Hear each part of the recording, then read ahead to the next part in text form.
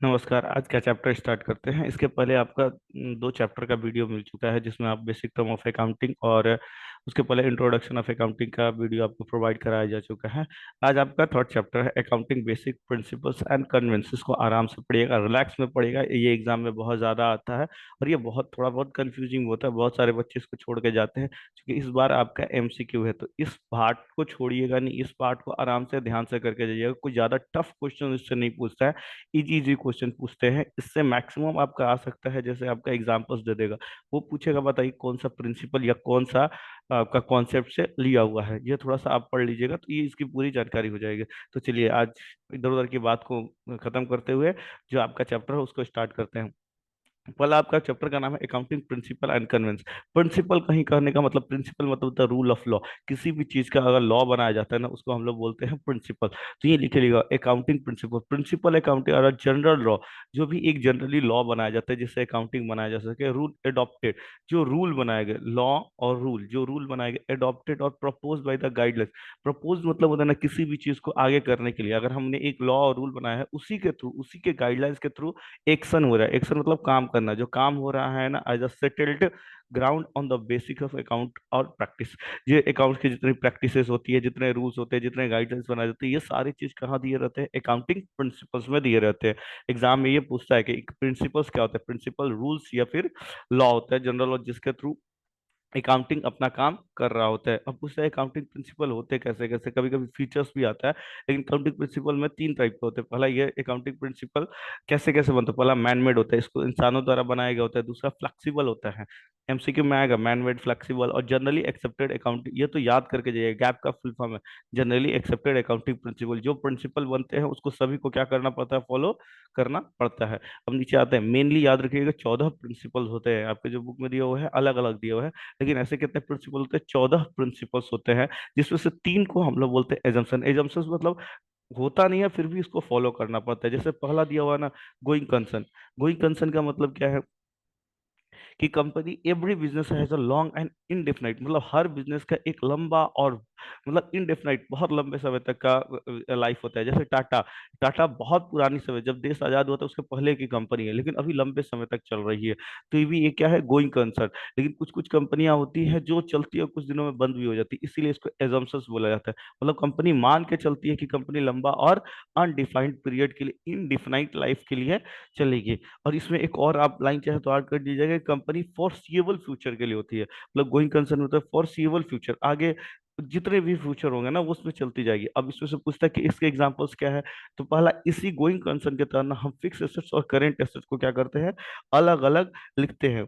It is a distinction between fix assets and current assets. और जो fix assets होता है, करेंट एसेट्स होता है, उसी को हम लोग कैपिटल एक्सपेंडिचर और रेवेन्यू एक्सपेंडिचर भी बोलते हैं। फिक्स एसेट्स को हम लोग बोलते हैं कैपिटल एक्सपेंडिचर, और करेंट एसेट्स को मतलब कैपिटल एक्सपेंडिचर वो होता है जो हम पैसा लगा रहे हैं और लंबे समय के लिए सामान खरीदते हैं तो उसको कैपिटल एक्सपेंडिचर बोलते हैं।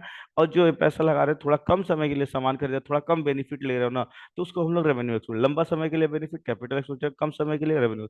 तो वही इसी के तरह डिफ्रेंशिएट किया जाता है कि फिक्स एसेट्स अलग होता है और करेंट एसेट्स क्या होती हैं? अलग अलग होती है। क्योंकि फिक्स एसेट्स को नेक्स्ट ईयर में फिर दिखाया जाता है, लेकिन करेंट एसेट्स को भी नेक्स्ट ईयर में नहीं शो किया जाता है, या फिर उसके बहुत कम मिनिमम अमाउंट को शो किया जाता है। तो इसी इसी के तहत फिक्स एसेट और करेंट एसेट्स आपकी अलग अलग होती है। एग्जांपल आएगा तो ध्यान रखिएगा, ठीक है। दूसरा हम लोग पढ़ते हैं कंसिस्टेंसी। कंसिस्टेंसी मतलब ना, जो एक बार फॉलो हो गया ना उसको हर साल फॉलो करना होगा। जो एक बार फॉलो हो गया वो क्या करना होगा? उसको हर साल फॉलो करते होगा। इसको बोलते हैं कंसिस्टेंट। मतलब कुछ भी आपने मेथड, अकाउंटिंग प्रैक्टिस, जैसे समझो कि हमने एक आप डिप्रिसिएशन पड़ेगा एसएलएम डब्ल्यूडी मेथड, उसको हमने फॉलो किया तो पूरे सब में वही फॉलो करना पड़ेगा। फिर होता है कि कोई टेक्निक लगाया, उस टेक्निक मतलब एक बार आपने जो फॉलो करना कंसिस्टेंट उसी को फॉलो। लेकिन ऐसे अकाउंटिंग बोलते हैं कि उसको चेंज भी किया जा सकता है। नीचे हम लोग देखेंगे किस किस सिचुएशन में चेंज किया जा सकता है। पहला, अगर इन लॉ लॉ ने बोल दिया कि नहीं आपको चेंज करना है तो चेंज करना पड़ेगा। दूसरा, अगर आपका अकाउंटिंग स्टैंडर्ड, आगे नीचे जाके पढ़ेंगे अकाउंटिंग स्टैंडर्ड क्या होता है, अगर अकाउंटिंग स्टैंडर्ड ने बोल दिया कि चेंज करना है तो आपको चेंज करना होगा। तीसरा, अगर आपको लग रहा है कि नहीं हम इससे बेटर प्रेजेंटेशन कर पाएंगे अपने अकाउंटिंग का, तो आप चेंज कर सकते हैं। तो पहला गोइंग कंसर्न, तीसरा, दूसरा है कंसिस्टेंसी, तीसरा अक्रूवल। अक्रूवल में बोलता है ना कि कुछ भी चीज हो, कैश में हो, नॉन कैश हो, आज किया गया हो, कल किया होगा, सबका एंट्री आपको लिखना पड़ेगा। उसको हम लोग बोलते हैं कंसिस्टेंसी। बोलते हैं सब कुछ आपको लिखना पड़ेगा। तो समझिए कि जैसे समझिए कि हमने किसी को एडवांस दिया है, तो एडवांस दिया है तो भाई पैसा अभी तो बाद में काम होगा ना, लेकिन आज आप उसको अकाउंटिंग में शो कर दीजिए। या फिर किसी से ड्यू बाकी है, पैसा लेना बाकी है, तो अभी पैसा मिला नहीं है, लेकिन उसको आप अकाउंटिंग में शो कर दीजिए। उसको बोलते हैं अक्रूवल कॉन्सेप्ट। इसको क्या बोलते हैं हम लोग? Accrual concept. कैश या नॉन कैश सब चीजों की क्या करना पड़ता है, इसमें लिखना पड़ता है। वहीं पे आपको देखिए दिया गया होगा कि इसमें क्या क्या आती है। जैसे पहला दिया हुआ कि outstanding expense, prepaid expense, accrued income, unearned income, ये सब चीजें किसमें आती है? अक्रूवल में आ जाती है। उसके बाद आता है कन्वेंशन। अब वही अकाउंटिंग के ये तीन हो गए, और कितने बच गए? और 11 बच जाते हैं। 11 नीचे बिजनेस। पहला लिखा हुआ है business entity concept.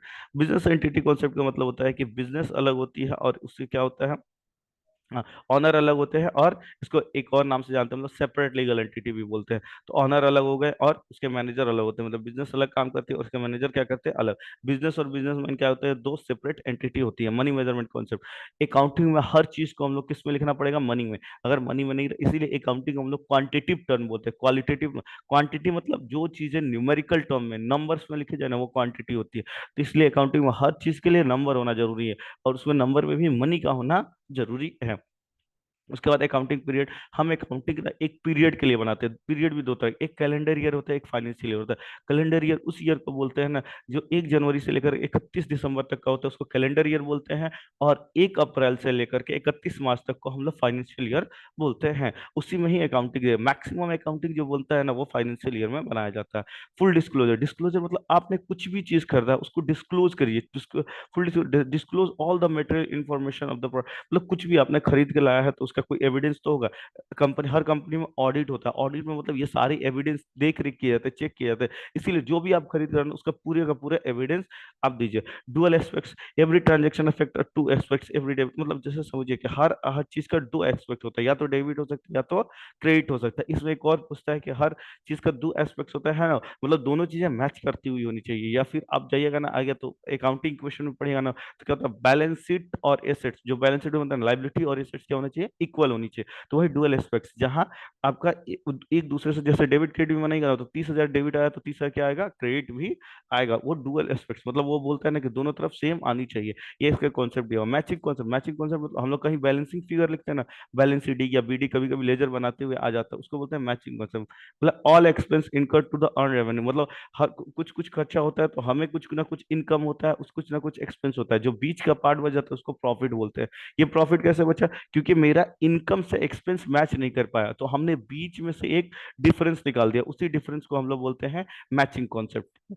Cost concept. Cost concept बोलता है ना कि आपने जिस पे सामान खरीद के लाया ना, वही कॉस्ट दिखाई, भले उसका मार्केट में सामान दाम कुछ और चले। इसको हिस्टोरिकल कॉस्ट कॉन्सेप्ट भी बोलते हैं, कि आपको हिस्टोरिकल कॉस्ट में जिस प्राइस पे आपने रिकॉर्ड किया, खरीद के लाया है, उसी प्राइस पे आप दिखाइए। वेरिएबल कॉन्सेप्ट मतलब आपने जितने भी सामान खरीद के लाया ना, उसका कुछ ना कुछ आपके पास वाउचर या डॉक्यूमेंट होनी चाहिए, जिससे बाद में इसको क्या किया जाता है, वेरीफाई किया जा सके, देख रेख की, मतलब ना ऑडिट होता है तो उसमें देख रेख की जाती है कि हर चीज को कितना आपने एविडेंस लाया है, वो वाउचर है कि नहीं आपके पास में, नहीं तो आपके कंपनी पे रेड पड़ सकता है।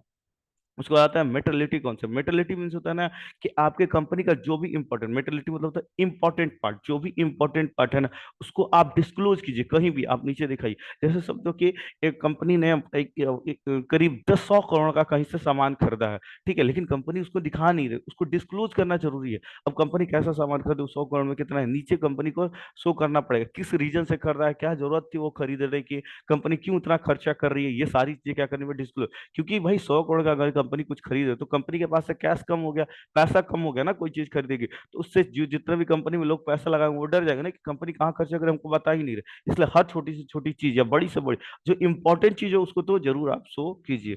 तो छोटी चीजों को शो करना कोई जरूरी नहीं, लेकिन जो इंपॉर्टेंट है उसको शो कीजिए। फिर आता है कंजर्वेटिव में प्रूडेंस कॉन्सेप्ट। कंजर्वेटिव में या प्रूडेंस कॉन्सेप्ट में बोलता है ना कि आप भले आपकी कंपनी में प्रॉफिट हो, उसको दिखाइए या नहीं दिखाना, मतलब कंपलसरी नहीं है, दिखा भी सकते हैं नहीं भी दिखा, लेकिन अगर किसी चीज से लॉस हो रहा है तो उसको आप जरूर से जरूर दिखाइए, या जरूर से जरूर उसको प्रोवाइड करके रखिए। जैसे समझिए हम कहीं केस लड़ रहे हैं, केस में अगर हार गए तो हार गए का एज्यूमशन मान के उसको लिखना पड़ेगा। जीत गए तो ठीक है, कोई बात नहीं, हम जीत सकते हैं, लेकिन जीत जाइएगा तो उससे आपको कंपनी का लॉस नहीं होगा, पैसा आ जाएगा, लेकिन अगर हार जाइएगा तो कंपनी के पास से पैसा जाएगा। इसलिए कंपनी बोलता है कि क्लोजिंग स्टॉक को दिखाए। इसमें एक और कॉन्सेप्ट आता है, कभी आपको क्वेश्चन बनेगा तो उसमें आएगा कॉस्ट और NRB which ever is lower.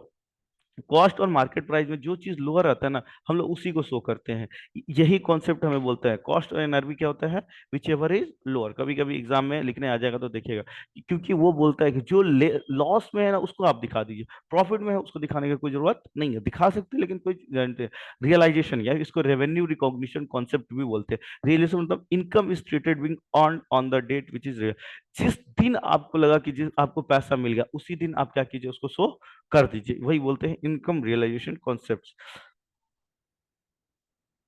Prudence concept हो गया। प्रूडेंस में कॉस्ट और विच कॉस्ट और market price whichever is lower, याद रखिएगा। इसके अलावा प्रूडेंस में हम लोग ना कभी कभी प्रोविजन भी बनाते हैं। इसका अगर एग्जांपल्स कभी कभी एग्जाम में पूछ देता है ना, एग्जांपल के तौर पे हम लोग लिख सकते हैं कि कभी कभी हम लोग ना किसी चीज का प्रूडेंस ये बनाते हैं, प्रोविजंस बनाते हैं। तो किसी भी चीज का प्रोविजन भी बनाया जाता है ना, तो ऐसा ही कि इन फ्यूचर मेरा लॉस होने वाला है, इसके लिए हम लोग क्या बनाते हैं? प्रोविजंस बनाते हैं। तो ये भी इसी कंजर्वेटिव कॉन्सेप्ट में आता है। और आता है एक इसमें आता है ये एनआरबी।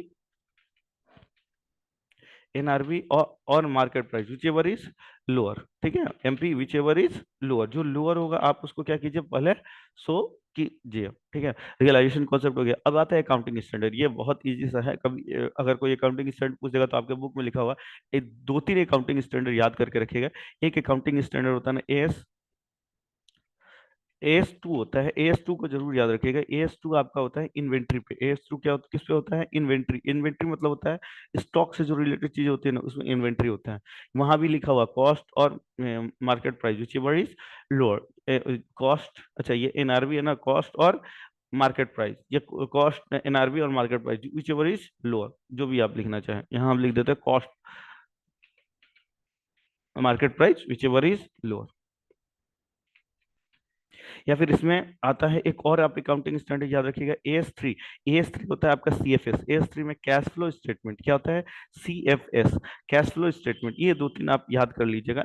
अच्छा, अकाउंटिंग स्टैंडर्ड क्या होता है ना, अकाउंटिंग स्टैंडर्ड में एक तरह का रूल ही होता है जो यूनिफॉर्मली सब लोग फॉलो करते हैं। एक प्रिंसिपल की तरह होता है। प्रिंसिपल का एक पार्ट होता है रूल। इसमें भी इसी के तहत क्या होता है, सारा प्रेजेंटेशन कैसे आपको कहाँ डेबिट लिखनी, कहाँ क्रेडिट लिखनी, कैसे शो करनी है, कहाँ आप हम लोग बनाते हैं ना वर्टिकल शेप में, जैसे दो दो तरह बनाते हैं, एक जगह एक्सपेंस लिखते हैं, एक जगह इनकम। लेजर में भी दो कलम, पर्टिकुलर्स, अमाउंट, डिटेल। ये सारी चीजें अकाउंटिंग स्टैंडर्ड आपको बताया हुआ, और लास्ट में आपको रिपोर्ट भी अकाउंटिंग स्टैंडर्ड के तहत करना पड़ता है। तो आज का क्लास यही तक रखते हैं। नेक्स्ट क्लास में नेक्स्ट वीडियो लेकर के आएंगे जो आपके एग्जाम के लिए बहुत इंपॉर्टेंट है। आप चैनल पे बने रहिएगा, चैनल को लाइक शेयर और सब्सक्राइब करते रहिएगा, और बहुत ज़्यादा से ज़्यादा दोस्तों को पहुंचाने की कोशिश कीजिएगा। आपका एक दो दिन में एग्जाम आने वाला है, जितने ज़्यादा से ज़्यादा लोगों तक पहुंचाइएगा, आपका भी बेनिफिट होगा और मेरा भी बेनिफिट होगा। चैनल को सब्सक्राइब कर दिएगा। सब्सक्राइब करने के लिए आपको कुछ पैसा रुपया नहीं देना है, बस लाल बटन पर जा करके क्लिक कर देना है। और उस आपके जो भी चैनल में जितने भी आपके कंटेंट प्रोवाइड, इसके आगे भी जो जो एग्जाम आएंगे, जितना मेरा मैक्सिमम हो सकता है ना, वो हम आप तक पहुंचाने की चेष्टा करेंगे। आज के क्लास के लिए थैंक यू। आपका दिन शुभ हो और आप सबका एग्जाम भी बहुत अच्छे से जाए। इस शुभकामनाओं के साथ आज का क्लास यहीं तक खत्म करते हैं।